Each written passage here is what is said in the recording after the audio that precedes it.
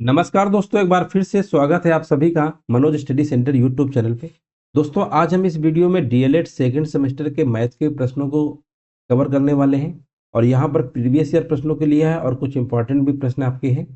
देखिए, question number पहला number आपसे यहाँ पर पूछा गया है कि ऋण पूर्णांक संख्या क्या है। अब देखिए, पूर्णांक संख्या होती क्या है, पूर्ण संख्या है, पूर्णांक संख्या। तो आप जानते होंगे इंटीजर धनात्मक इंटीजर होता है ना, और आपका ऋणात्मक इंटीजर होता है। तो ऋण वाला पूछा है, तो ऋण देखिए कहाँ पे लगा हुआ है, ये वाला।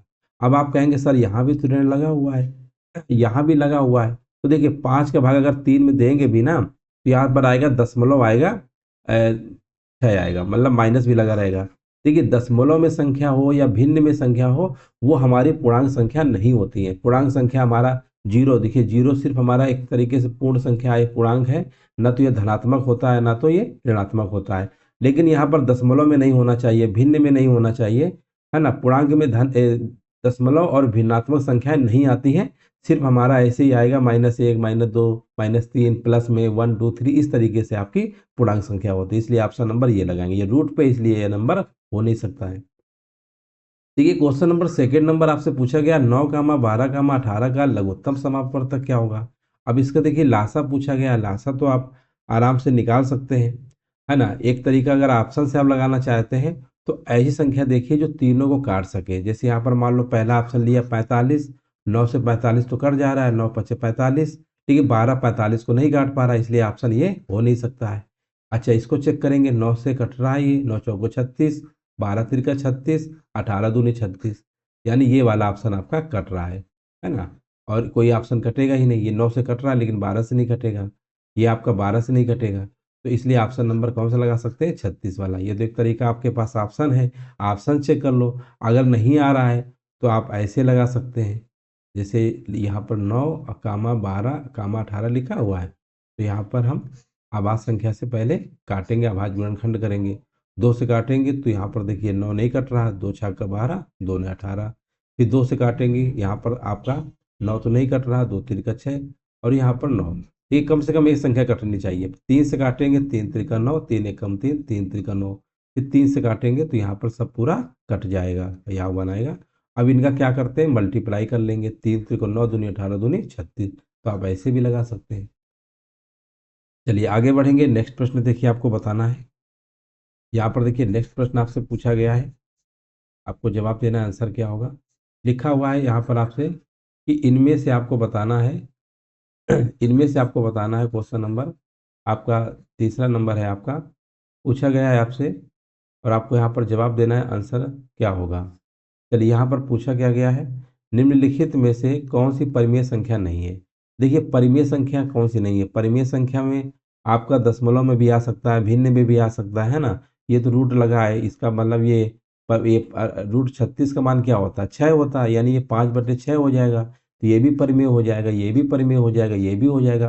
बट पाई हमारा नहीं होगा। पाई हमारा क्या होता है, पाई हमारा याद रखिएगा अपरिमेय संख्या होती है। क्या होती है, अपरिमेय संख्या होती है, ये आपको याद रखना है।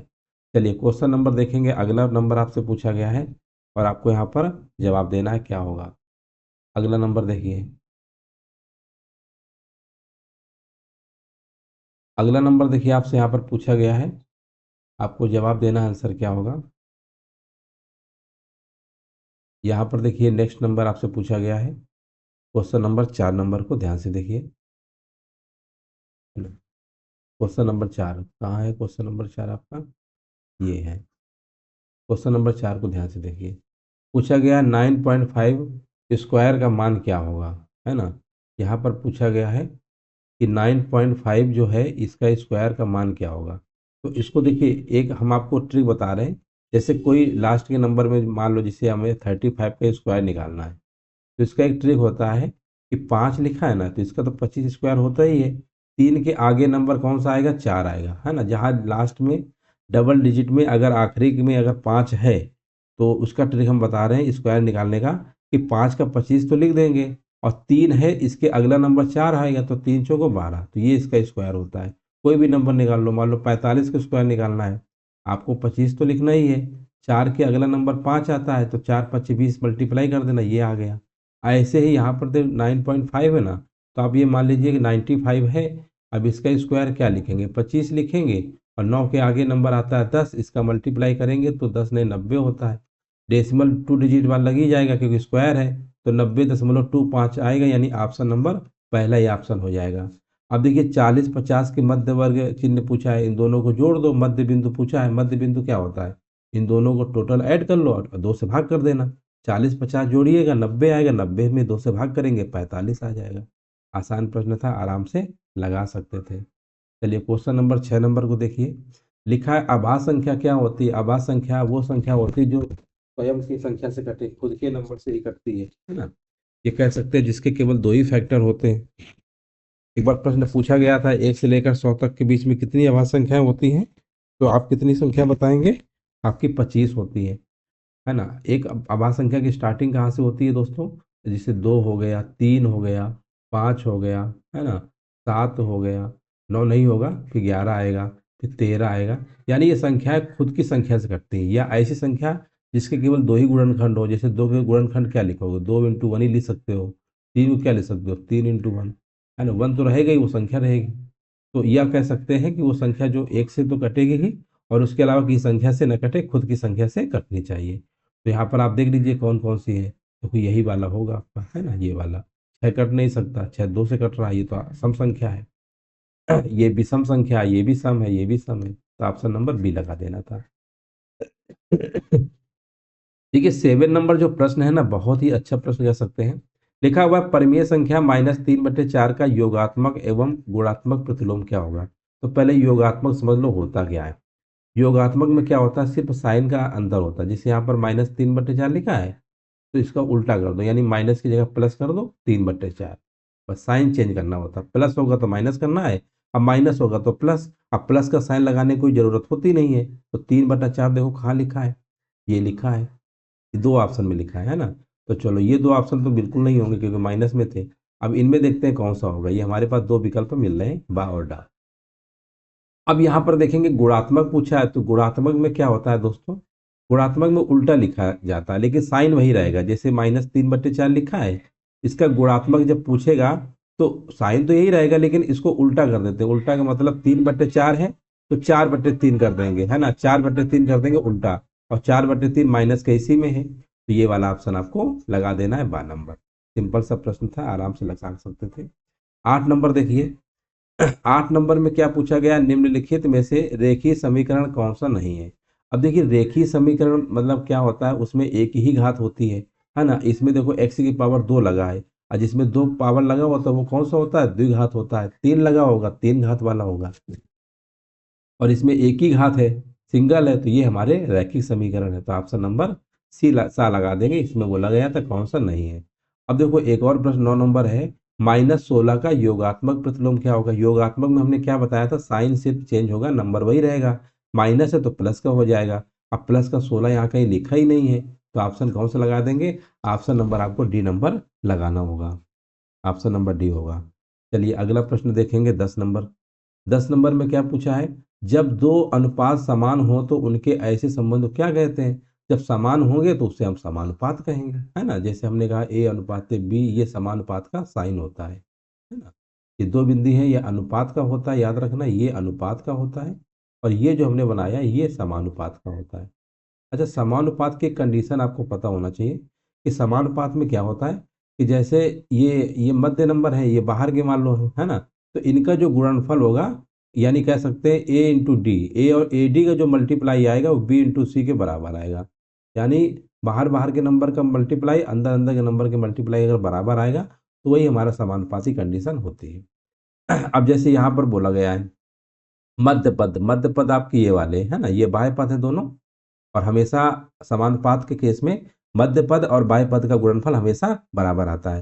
तो इसमें मध्य पद 30 और 60 है, और 30 और 60 देखिए कहाँ लिखा हुआ है, तो ऑप्शन नंबर आप डी नंबर लगा दीजिएगा। अगला प्रश्न बताइए 12 नंबर। 12 नंबर को ध्यान से देखिए, पूछा गया है 25, 75, 500, 100 समानुपात में नहीं है, क्योंकि अच्छा यहाँ पर नहीं, अगर हम देख ले रहे हैं 25 है आपका, 75 है आपका, है ना, और आपका कौन सा है 500 है, और 1000 है, ये आपके लिखे गए हैं। अच्छा इनका गुणनफल करके देखो कितना आएगा, ये तो 25,000 आ रहा है ना, 25,000 आएगा। इसका करेंगे तो कितना आएगा, 55 25, 5 7 35, 2 37 और 2 जीरो, ये आ रहा 3,75,000 25,000। तो ये तो दोनों आपको तो दिख ही रहे बराबर है नहीं, तो हम कह सकते हैं कि जो बाय पदों गुणनफल है वो मध्य पदों गुणनफल के बराबर है क्या, नहीं है, नहीं वाला लगाएंगे, ऑप्शन नंबर बी। क्यों नहीं है? क्योंकि गुणनफल इनका जो है आपका क्या है, बराबर नहीं है ना। यहाँ पर आंसर क्या लगाएंगे, यहाँ पर गुणनफल क्या बराबर आ रहा है, नहीं आ रहा है, तो नहीं वाला लगा दीजिए, बी नंबर वाला, ऐसे करना था। चलिए अगला प्रश्न बताइए। क्वेश्चन नंबर देखिए 13 नंबर को ध्यान से देखिए। आपको बताना है इनमें से कौन सी परिमेय संख्या नहीं है। अच्छा, परिमेय संख्या अभी बताया था, पाई क्या होता है, अपरिमेय संख्या होता है ना। ये सब परिमेय आपकी हो जाएंगी, ये सब डेसिमल में है, फ्रैक्शन में कोई दिक्कत नहीं। और रूट 16 का मान 4 होता है ना, तो ये आप ये मत समझिएगा। देखिए कुछ ऐसी संख्याएं होती हैं जो रूट पे ही रहती हैं, बाहर नहीं निकल पाती हैं, वो हमारी अपरिमेय होती है। जैसे हमने कहा रूट 3 क्या है, अपरिमेय है। रूट 2 क्या है, अपरिमेय है। रूट 7 क्या है, अपरिमेय है। रूट 9 हमारा क्या है, परिमेय होगा, क्योंकि रूट 9 की वैल्यू हमारी क्या होती है, 3 होती है। तो अब ये कहोगे सर इसमें तो रूट लगा लगा रहने तो कोई दिक्कत नहीं, पी अपान क्यू के फॉर्मेट में है कि नहीं है, बस। तो ये हमारा हो जाएगा। वैसे भी रूट 3 की कुछ वैल्यू होती है 1.732 करके, तो उसके हिसाब से आंसर आपका हो जाएगा। परिमेय में ये भी हो जाएगा, ये भी हो जाएगा, ये भी हो जाएगा, बट ये पाई हमारा अपरिमेय होता है। देखिए यहाँ पर बोला गया धन पूर्णांक 3a+5 के ठीक बाद कौन सा आएगा। अच्छा, इसमें एक जोड़ दो, क्योंकि जब भी अगला नंबर हम बात करेंगे एक जोड़ेंगे, तो 3 तो ऐसे ही रहेगा। अच्छा, 5 में ही 1 ऐड होगा, क्योंकि नंबर नंबर के साथ ऐड होता है, तो 5 और 1 क्या होता है, 6 होता है। तो ऑप्शन नंबर लगा दीजिएगा, 3a+6 हो गया। अब देखिए योगात्मक तत्समक आपको बताना है क्या होगा।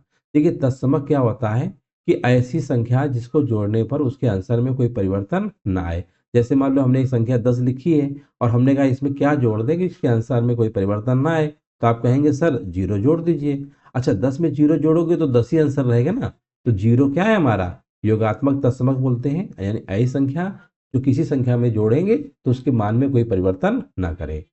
चलिए 16 नंबर को देखेंगे। 16 नंबर आपसे यहाँ पर क्या पूछा है कि 16 नंबर में पूछा है 7/3 का योगात्मक प्रतिलोम क्या होगा। योगात्मक में अभी हमने क्या बताया था कि साइन सिर्फ बदलेगा, तो माइनस का 7/3। अगर गुणात्मक पूछ लेता तो क्या बताते, 3/7। ये क्या है दोस्तों, गुणात्मक में सिर्फ रिवर्स होता है, साइन चेंज नहीं हो, साइन वही रहेगा, प्लस है तो प्लस ही रहेगा, उल्टा हो जाता है। लेकिन योगात्मक में क्या होता है, सिर्फ साइन बदलता है, प्लस होगा तो माइनस लगा देना, नंबर वही हमारा सेम रहता है। बस दोनों चीजों में कंफ्यूज नहीं होना, योगात्मक और गुणात्मक में। अच्छा 17 नंबर को देखिए क्या पूछा है, इसका सरलतम रूप क्या होगा। अच्छा, इसके ऊपर भी अगर हम 1 के ऊपर स्क्वायर लगा लें तो कोई दिक्कत है नहीं।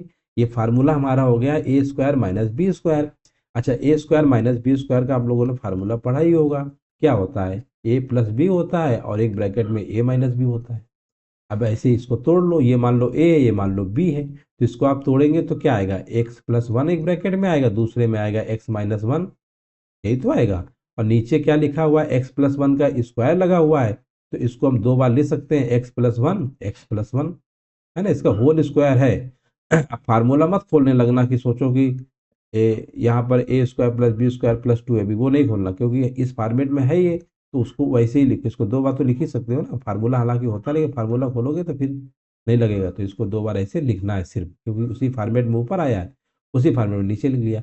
अब ये कट गया इसके साथ, तो x-1 और यहाँ पर x+1 कहाँ लिखा हुआ है, x-1 x+1, ऑप्शन नंबर देखिए पहला ही ऑप्शन हो जाएगा 17 नंबर का ए नंबर, आराम से आप लगा सकते हैं। चलिए अगला नंबर देखेंगे, 18 नंबर आपके सामने है। 18 नंबर में देखिए क्या पूछा गया है कि मध्यानुपाती क्या होता है। मध्यानुपाती क्या होता है, जैसे मान लो मध्यानुपाती निकालना है तो इन दोनों को मल्टीप्लाई करो, रूट ले लो, रूट ले लो ऐसे, और यहाँ पे लिखना 6 × 54, ऐसे मल्टीप्लाई कर लो, कितना आएगा, 6 × 4 = 24 होता है, और 6 × 5 = 30, 30 और 2 32, 3 24 का अगर रूट निकालोगे तो 18 का होता है। 18 कहाँ पे, ऑप्शन नंबर यहाँ पर आपका बा नंबर मतलब बी नंबर हो जाएगा। लिखा है, किसी पूर्ण संख्या में से शून्य घटाने पर क्या संख्या प्राप्त होगी।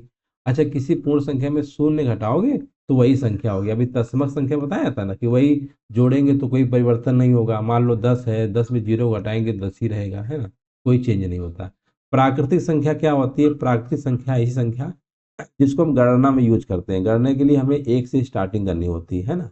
तो प्राकृतिक संख्या की जो शुरुआत होती है, एक होता है, फिर दो होता है, फिर तीन होता है, फिर चार, पाँच, ये प्राकृतिक संख्याओं का क्रम होता है और इन्हीं को हम काउंटिंग नंबर भी कहते हैं। अगर इसके पहले जीरो लगा देंगे, कि अगर मान लो जीरो से अगर स्टार्टिंग करेंगे, फिर वन टू थ्री, तो ये हमारी क्या होती है, पूर्ण संख्याएं होती हैं। इनको हम क्या बोलते हैं, होल नंबर, यानी पूर्ण संख्याएं कहते हैं। ये भी आपको याद रखना है। तो प्राकृतिक संख्या इनमें से कौन सी है? अब देखो, इसमें ये फ्रैक्शन में नहीं आता है ना, तो माइनस में आएगा ना रूट पे आएगा। ये वाले तो अपरिमेय संख्या है आपका, है ना, ये डेसिमल नंबर है आपके, फ्रैक्शन में है, परिमेय मान लो है, ये भी परिमेय मान लो या परिमेय। बट ये हमारी प्राकृतिक होगी, ऑप्शन नंबर ए। चलिए 21 नंबर को देखिए, यहाँ पर क्या पूछ रहा है। 21 नंबर में आपसे पूछा गया 1 - 8x को पूर्ण वर्ग बनाने के लिए क्या जोड़ा जाए। अच्छा, जोड़ने के लिए बात हो रही है ना। तो इसको देखिए कैसे लगाएंगे। ये देखिए, थोड़ा सवाल, अच्छा सवाल कह सकते हैं। अगर इसको अगर हम जोड़े तो वो किसी न किसी नंबर का स्क्वायर होना चाहिए। अब जैसे ये एक्स का स्क्वायर है, हालांकि ये तो नहीं हो सकता। हालांकि हमें 8x और वन, एक a - b का होल स्क्वायर फार्मूला बनाना चाहिए। तो ये वाला हो ही नहीं सकता, क्योंकि किसी नंबर के स्क्वायर है नहीं, वन ले नहीं सकते, कट जाएगा। इसको ले लीजिए। अब इसको देखिए जोड़ेंगे तो कैसे करेंगे, देखिए 16 लिखा है, ये 16 लिखिए, एक्स स्क्वायर, और यहाँ पर ऐसे लिख लीजिए, माइनस का 8x लिख लीजिए, अब प्लस का 1, इसको ऐसे क्रम में लिखिए। तो देखो, ये स्क्वायर बना दिया, ये भी स्क्वायर बना दिया, तो ये होता है किसका, 4x का स्क्वायर आएगा, और यहाँ पर आ रहा है +1 का स्क्वायर आ रहा है, और यहाँ minus minus 2 into A B करेंगे, यानी 4x इंटू वन। देखो 8x अपने आप आ जाएगा। यानी ये फार्मूला बन गया A square plus B square -2ab, यानी ये बन गया 4x माइनस वन का होल स्क्वायर है ना, इसका फार्मूला। ये देखो, ए स्क्वायर हमने यहाँ लिख रखा है, लास्ट में B square, A square plus B square, है ना, यहाँ पे लिख दे रहे हैं, A square +2ab plus B square. देखो क्रम है। जब इस टाइप के सवाल होते हैं तो ये ए स्क्वायर बी स्क्वायर लास्ट में होता है, यहाँ 2ab आता है ना। आप कहेंगे सर ये भी हम फार्मेट पढ़े हैं, तो वो भी क्रम सही है ना। लेकिन इस टाइप के सवाल जो होते हैं इस फॉर्मेट में लगे करते हैं। चलो, ये भाज्य का सूत्र पूछा है, भाज्य बराबर होता है भाज्य गुणित भागफल प्लस शेषफल। ये तो याद कर लीजिए, इंपॉर्टेंट प्रश्न था ये। चलिए क्वेश्चन नंबर देखिए, 23 नंबर पूछा है, सबसे छोटी प्राकृतिक संख्या की स्टार्टिंग 1 से होती है, तो 1 बताएंगे। 24 नंबर में देखो पूछा गया है, एक की पूर्ववर्ती एक के पहले, पूर्ववर्ती में एक कम कर देते हैं, है ना। तो एक में से एक कम कर देंगे तो क्या आएगा, जीरो, यानी इसके पहले क्या आएगा, जीरो आएगा, है ना। एक होता है परवर्ती संख्या, क्या होता है परवर्ती, याद रखिएगा, परवर्ती संख्या। परवर्ती जब पूछेगा तो एक में से एक बढ़ाएंगे, इसमें दो आएगा। परवर्ती में बढ़ाया जाता है, पूर्ववर्ती में एक कम किया जाता है। यहाँ पर बोला गया इसके गुणनखंड बताइए क्या होगा। लिखा हुआ है एक्स स्क्वायर माइनस का 4x माइनस का 5, इसे गुणनखंड कर लो। एक्स स्क्वायर, यहाँ पर इसके करेंगे 5 -5x, गुणा करने 5 आया, जोड़ने घटाने पे माइनस का 4 आया, तो प्लस का x लिख लो, माइनस का 5। अब दो दो के पेयर बना लो, x कामन ले लेंगे, x-5 प्लस 1 कामन लेंगे, x-5, एक ब्रैकेट में x-5, एक ब्रैकेट में x+1। देखिए कहाँ है x-1, और x-5 है, x+5 है, x-1 है। ऑप्शन नंबर सी, 24 नंबर का आपको कौन सा ऑप्शन लगाना होगा, सी नंबर वाला।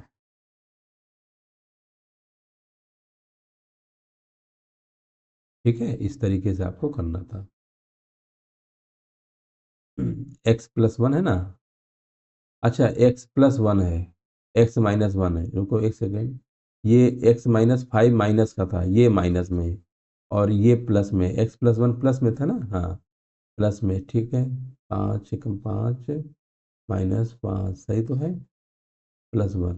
हाँ ये वाला होगा, सॉरी, ऑप्शन नंबर ए होगा।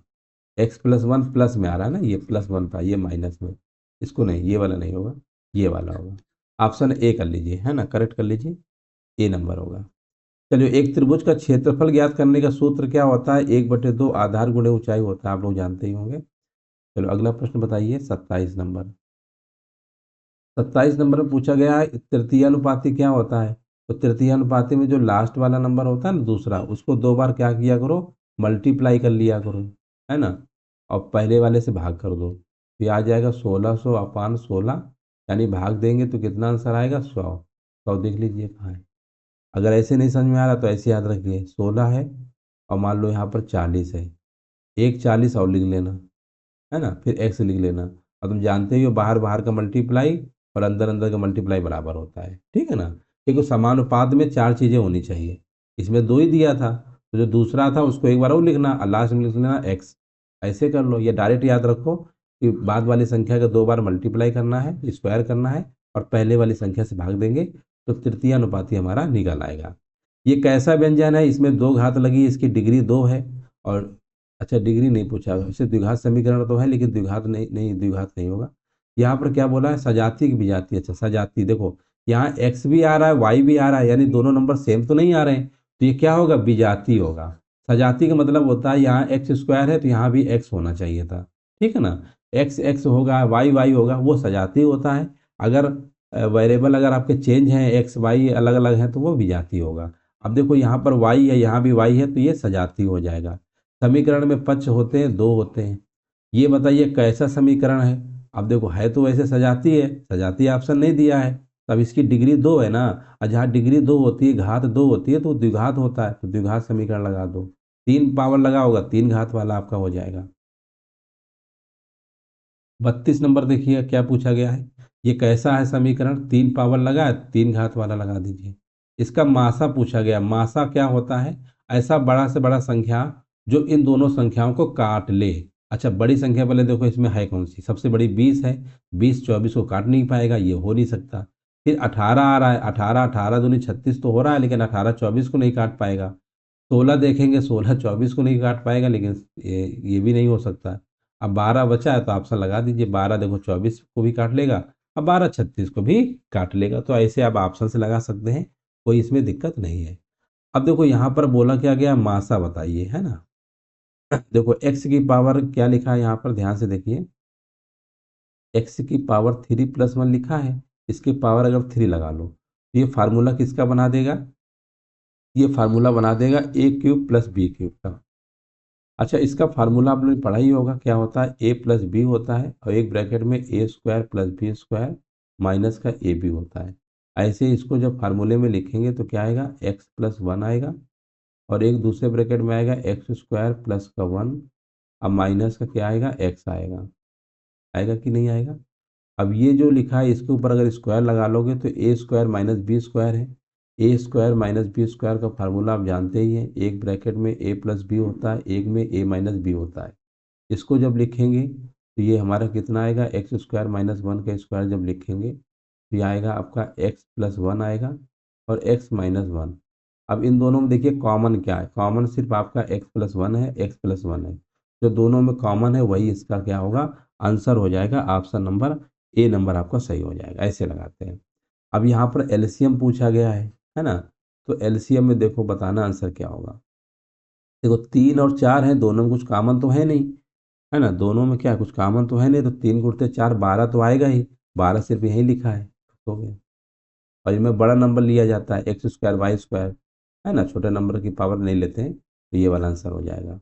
इसका लासा पूछा गया है, लासा में क्या होता है कि सबसे यहाँ पर देखिए, हाँ लासा पूछा गया है, इसका आपको लासा बताना है क्या होगा। चलिए 36 नंबर बताइए लासा। तो देखो इसमें लासा में क्या है, मिनिमम पावर वाला देखो, है ना, यहाँ पर लासा आपसे पूछा गया है क्या होगा। तो देखो लासा में क्या है, ये संख्या डिवाइड करनी चाहिए, तो सबसे बड़ा नंबर जो इनमें पावर में वो तो होना ही चाहिए ऑप्शन में, तभी तो डिवाइड कर पाएगा। तो देखो ये ऑप्शन तो हो नहीं सकता है। ये वाला अगर ऑप्शन देखोगे तो इसको एक्स की पावर 3 भी डिवाइड कर लेगा, वाई की पावर 3 भी कर लेगा और साथ में वाई भी कर लेगा, एक्स स्क्वायर भी कर लेगा। तो इसका जो लासा होगा क्या होगा, एक्स की पावर 3 वाई की पावर 3। अच्छा देखिए अब आपको इस टाइप के सवाल जैसे लास्ट नंबर वाले होते हैं कर लेते हैं, बहुत लोग नहीं समझ पा रहे होंगे, तो हम आपको एक ट्रिक बता दे रहे हैं। जब भी कभी ऐसे लिखा हो ना इसमें इस तरीके से, तो आपको ये देखना है एक्स की सबसे बड़ी नंबर की पावर कौन सी है। यहाँ एक्स स्क्वायर है, यहाँ एक्स की पावर 3 है, यहाँ एक्स सिंगल है, यानी एक पावर दो पावर तीन पावर है। दोस्तों आपको क्या करना है, सबसे बड़ी पावर लिखना है, सबसे बड़ी पावर इसमें 3 थी। अब वाई की चेक कर लो, वाई की एक पावर है, यहाँ भी एक है, यहाँ पर 3 है, बड़ी पावर 3, बस इतना। यानी जो भी वेरिएबल लिखे होंगे उनकी बड़ी पावर देख के आपको ऑप्शन में लगा देना है बस। अब इसमें मासा में क्या होता है, थोड़ा देखिए, मासा में एक चीज़ याद रखिएगा। मासा में क्या होता है, मासा में दोस्तों क्या होता है कि उसमें छोटी पावर वाला देखते हैं, मासा में छोटी पावर वाला, लासा में बड़ी पावर का, और मासा में छोटी पावर का। अब देखो यहाँ एक्स की पावर 3 है, एक्स की पावर 2 है, एक्स की पावर 4 है, छोटी पावर एक्स की पावर 2 होगा इनमें से। यहाँ वाई की पावर 2 है, वाई की पावर 3 है, वाई की पावर 4 है, छोटी पावर वाई स्क्वायर। तो आंसर क्या लगाएंगे, X square Y square, option number A हो जाएगा। यहाँ पर देखिए 38 नंबर में पूछा क्या गया था, 101 से बड़ी क्रमागत संख्या, बड़ी का मतलब क्या होता है, इसी की अगली संख्या यानी 102 आपका हो जाएगा। बड़ी क्रमागत संख्या आपका पूछा गया है। अब आप कहेंगे सर 103 भी है, लेकिन बड़ी क्रमागत पूछा है ना, 101 से बड़ी क्रमागत का मतलब होता है उसकी अगली संख्या। बड़ी तो ये भी है, बड़ी तो ये भी है। अब ये सभी नहीं लगाएंगे क्योंकि बड़ी क्रमागत पूछा है, यानी इसके अगली नंबर, अगली संख्या इसके जस्ट कौन सी आती है। अब यहाँ पर लिखा किस नियम पर आधारित है ना, तो यहाँ पर आप देख रहे हैं कि किस फॉर्मेट में लिखा गया है। तो देखो इसका मल्टीप्लाई पहले इन्होंने इसमें किया 15 × 3, फिर माइनस लगाया, एक तरीके से वितरण कर रहे हैं ना, इसका इसके साथ फिर इसका इसके साथ। तो ये क्या है, गुणा का वितरण नियम है ना, और डिस्ट्रीब्यूटिव नियम इंग्लिश में कहते हैं, बंटन नियम भी कहते हैं। तो व्यकलन मतलब गुणा होता है ना, व्यकलन ये वाला, व्यकलन पर गुणा का बंटन नियम लिखेंगे, गुणा का व्यकलन का बंटन नियम नहीं, व्यकलन पर गुणा का बंटन नियम, गुणा का है ना, व्यकलन पर है ये। तो यहाँ पर लगा देंगे सी नंबर वाला। चलो 40 नंबर में देखिए क्या लिखा है, यहाँ पर देखिए माइनस पहले इन्होंने लगा रखा है, पहले इसको आप सॉल्व कर लीजिए, माइनस माइनस का मल्टीप्लाई करेंगे, प्लस आएगा यानी +8 हो गया। +8 का योगात्मक प्रतिलोम क्या होगा, हमने कहा साइन बदलते हैं, -8, ऑप्शन नंबर ए होगा। चलिए अगला प्रश्न देखिए 41 नंबर, यदि किसी समबाहु त्रिभुज की भुजा की लंबाई 10 सेंटीमीटर है तो उसका क्षेत्रफल क्या होगा। समबाहु त्रिभुज का क्षेत्रफल क्या होता है, √3/4 भुजा स्क्वायर होता है। ये फार्मूला आपको याद रखना है। √3/4 लिखिए, भुजा दी गई है 10 10 10, ऐसे मल्टीप्लाई कर लो, है ना, 2 दूनी 4, 2 पंचे 10, 2 से काट लो, 2 पंचे 10, 25√3 कहाँ लिखा हुआ है, ऑप्शन नंबर आपको ब नंबर लगा देना है। वृत्त का क्षेत्रफल क्या होता है, πr² होता है। ये वृत्त की परिधि होती है, वृत्त की परिधि क्या होती है, 2πr होती है, याद रखिएगा। त्रिज्या क्या होती है, व्यास की आधी होती है, ये त्रिज्या है। त्रिज्या क्या होती है, देखो मान लो एक वृत्त है, यहाँ सेंटर होता है, ये त्रिज्या है, इसको पूरा व्यास बोलते हैं, है ना। इतनी त्रिज्या होती है आधी, व्यास की आधी। इसकी जो लंबाई होती है ना, परिमाप कहो या परिधि कहो, ये 2πr होता है वृत्त में। वृत्त का क्षेत्रफल निकालेंगे तो πr²। यदि एक वृत्ताकार मैदान की त्रिज्या दे रखी है ना, और क्षेत्रफल पूछा है, तो वृत्त का क्षेत्रफल πr² होता है। पाई की वैल्यू होती है 22/7, त्रिज्या है 7 × 7, 7 से 7 कट गया, 154 मीटर स्क्वायर आपका आंसर हो जाएगा। घन का आयतन क्या होता है ना, घन का आयतन क्या होता है आपको यहाँ पर बताना है। 44 नंबर में घन का आयतन क्या होता है, भुजा का क्यूब होता है, भुजा का क्यूब होता है ना, याद रखिएगा।